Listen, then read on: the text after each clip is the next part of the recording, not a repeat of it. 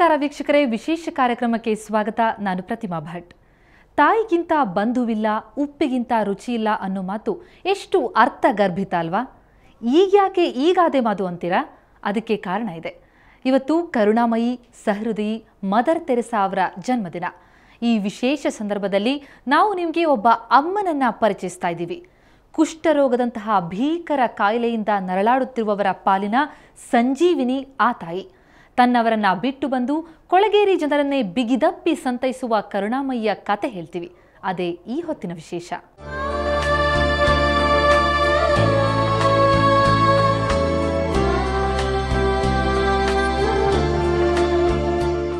Sister ಜೀನ್ರನ್ನ ನೋಡಿದ್ರೆ ಎಂದೂ ಪರದೇಶದ ಪರಕೀಯರು ಅಂತ ಅನಿಸೋದೇ ಇಲ್ಲ. ಅವರ ಮುಗ್ಧ ಮನಸ್ಸು ಅಪರಿಚಿತರನ್ನು ಪರಿಚಿತರನ್ನಾಗಿಸುತ್ತೆ. ಅವರದ್ದು ಕ್ರಿಯಾಶೀಲ ವ್ಯಕ್ತಿತ್ವ, ಸ್ಫೂರ್ತಿದಾಯಕ ವರ್ಚಸ್ಸು. ಮನನೊಂದು ಬರುವ ರೋಗಿಗಳಿಗೆ ಸದಾ ಮಂದಹಾಸದಿಂದಲೇ ಚಿಕಿತ್ಸೆ ನೀಡ್ತಾರೆ, ಮನ ತುಂಬಿ ಹರಿಸ್ತಾರೆ.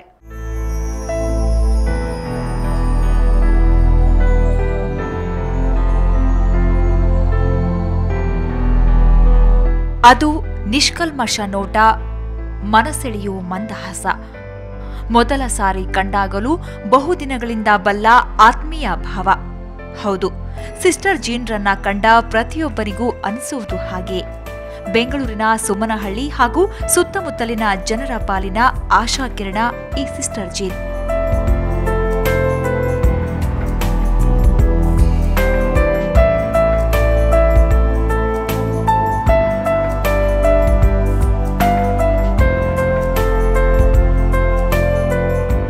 ಲಂಡನ್ನಲ್ಲಿ ಹುಟ್ಟಿ ಬೆಳೆದ ಸಿಸ್ಟರ್ ಜೀನ್ ಜೀವನದ ಸಾರ್ಥಕತೆ ಕಂಡುಕೊಂಡಿದ್ದು ಮಾತ್ರ ಭಾರತದಲ್ಲೇ. ಬಡ ಕುಷ್ಠರೋಗಿಗಳಂದ್ರೆ ಮಾರುದ್ದ ದೂರ ಸರಿಯುವ ಸೊಫಿಸ್ಟಿಕೇಟ್ ಸಿಲಿಕಾನ್ ಸಿಟಿ ಜನರ ಮಧ್ಯೆ ಜೀನಿಯಸ್ ಐಕಾನ್ ಸಿಸ್ಟರ್ ಜೀನ್.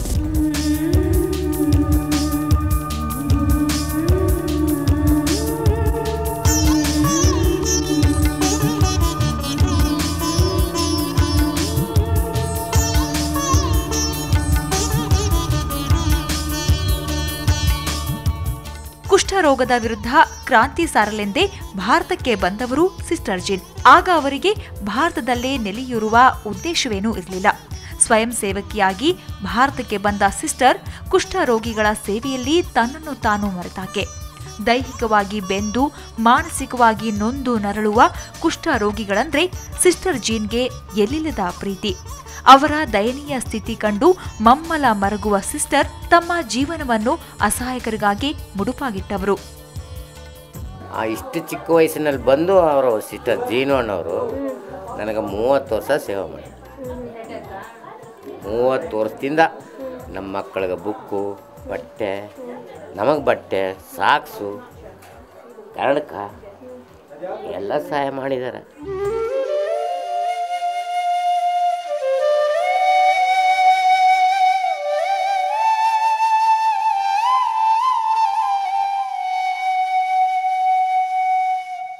ಒಂದು 25 ವರ್ಷದಿಂದ ನಮಗೂ ಟ್ರೀಟ್ಮೆಂಟ್ ಕೊಡ್ತೈತೆ ಈ ಸಿಸ್ಟರು.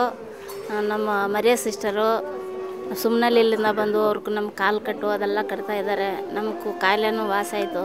ಇವಾಗೂ ನಮ್ಮ ಕಾಲು ಗಿಲ್ಲು ಗಾಯ ಆದರೆ ಅದೆಲ್ಲ ಕ್ಲೀನ್ ಮಾಡೋದು ಅವರೇ. ನಮಗೆಲ್ಲ ಸೌಕರ್ಯನೂ ಅವರೇ ಮಾಡ್ತಾಯಿರೋದು.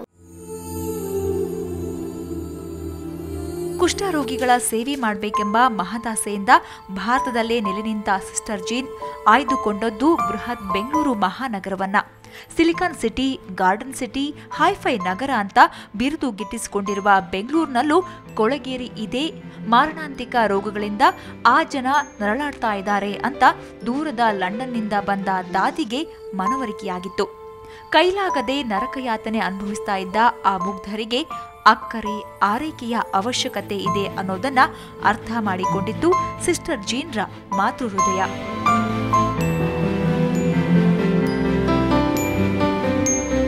ಸುಮನಹಳ್ಳಿ ಸೊಸೈಟಿ 1978 ನಾವು ಸ್ಟಾರ್ಟ್ ಮಾಡಿದ್ದೇವೆ.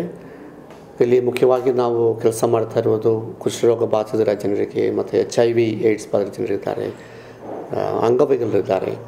ನಮ್ಮ ಕ್ಯಾಂಪಸ್ಸಲ್ಲಿ ಒಂದು 360 ಜನ ವಾಸ ಮಾಡ್ತಾರೆ. ಇಲ್ಲಿ ಕಳೆದ 29 ವರ್ಷದಿಂದ ನಮ್ಮ ಸೊಸೈಟಿಲಿ ಕೆಲಸ ಮಾಡ್ತಾ ಇರೋದು. ಮುಖ್ಯವಾಗಿ ಕುಷ್ಠರೋಗಿಗಳಾಗಿ ಸ್ಲಮ್ಮಲ್ಲಿ ಇರುವ ಜನರಿಗೆ ಅವರು ಸರ್ವಿಸ್ ಕೊಡ್ತಾ ಇರೋದು. ಅಲ್ಲಿ ಮೆಡಿಕಲ್ ಕ್ಯಾಂಪ್ ದಿನ ಅವರು ಮಾಡ್ತಾ ಇದ್ದಾರೆ. ಸೊ ಕುಷ್ಠರೋಗಿಗಳಿರುವವರಿಗೆ ಇನ್ನು ಕಂಟಿನ್ಯೂಸ್ ಆಗಿ ಅವರಿಗೆ ಸರ್ವಿಸ್ ಸಿಗಲಿಕ್ಕೆ ನಾವು ಅವರಿಗೆ ಮೆಡಿಕಲ್ ಕ್ಯಾಂಪ್ ದಿನ ಮಾಡ್ತಾ ಇರೋದು ಅವರಿಗೆ. ಸೊ 29 ವರ್ಷದಿಂದ UK ಇಂದ ಬಂದಿರೋ ಸಿಸ್ಟರ್ ಜೀನ್ ಅವರು ಇವರಿಗೆ ಈ ಸೇವೆಯನ್ನು ಸಲ್ಲಿಸ್ತಾ ಇದ್ದಾರೆ. ಸಣ್ಣದಾಗಿ ಮೊಬೈಲ್ ಕ್ಲಿನಿಕ್ ಆರಂಭಿಸಿ ಸೇವೆಗೆ ಅಣಿಯಾದ ಸಿಸ್ಟರ್ ಬೆಂಗಳೂರಿನ ಹಲವೆಡೆ ಔಷಧೋಪಚಾರ ಆರಂಭಿಸಿದ್ರು. ಹಾಗೆ ಸುತ್ತಮುತ್ತಲಿನ ಹಳ್ಳಿಗಳಿಗೂ ಭೇಟಿ ನೀಡಿದ್ರು. ಅವರ ಈ ಸೇವಾ ಯಾತ್ರೆ ಇಂದಿಗೂ ಹಾಗೇ ಮುಂದುವರೆದಿದೆ. ಅಷ್ಟೇ ಅಲ್ಲ, ದೇಹದಲ್ಲಿ ಚೈತನ್ಯ ಇರುವವರೆಗೂ ಸೇವೆ ಮಾಡೋ ಆಸೆ ಈ ಅಮ್ಮನದು.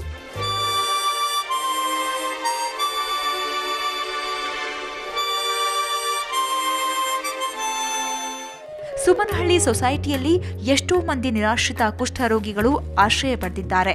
ಮಾತ್ರವಲ್ಲ, ಅನಾಥರು, ವಿಕಲಚೇತನರು, HIV ಪೀಡಿತರಿಗೂ ಇದು ಅಕ್ಕರೆಯ ತಾಣ. ತಮ್ಮವರ ಕಡೆಗಣನೆಯಿಂದ ಕಂಗಾಲಾದವರು ಸಿಸ್ಟರ್ ಜೀನ್ರ ಆರೈಕೆಯಲ್ಲಿ ಮತ್ತೆ ಹೊಸ ಭರವಸೆಯ ಬದುಕು ನಡೆಸುತ್ತಿದ್ದಾರೆ.